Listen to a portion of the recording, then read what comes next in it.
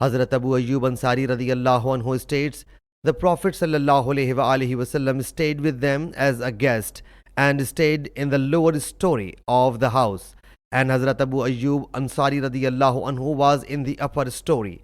One night, Hazrat Abu Ayyub radiyallahu anhu awoke and thought they were walking over the head of Allah's Apostle sallallahu alaihi wasallam. So he got aside and slept on the other side. In the morning, he narrated it to the Prophet sallallahu alaihi wasallam.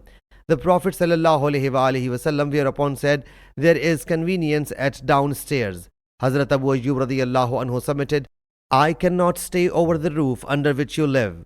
The Prophet ﷺ whereupon went to the upper story, and Hazrat Abu Ayyub radiyallahu anhu shifted to the lower story. Hazrat Abu Ayyub radiyallahu anhu would prepare a meal for the Prophet ﷺ. When the leftover food was brought back to him, he radiyallahu anhu would ask from which side he ﷺ ate and where his fingers touched the food. He radiyallahu anhu then ate from the part where his fingers had touched the food. One day, he prepared food for the Prophet ﷺ which had garlic. When the food was fetched to him, he inquired, where did the Prophet's fingers touch? Hazrat Abu Ayyub radiyallahu anhu was told that the Prophet ﷺ did not eat of it.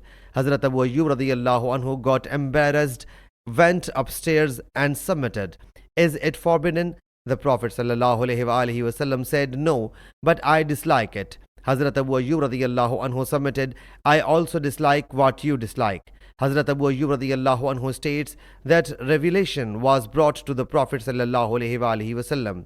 Sahih Muslim Hadees number 5326.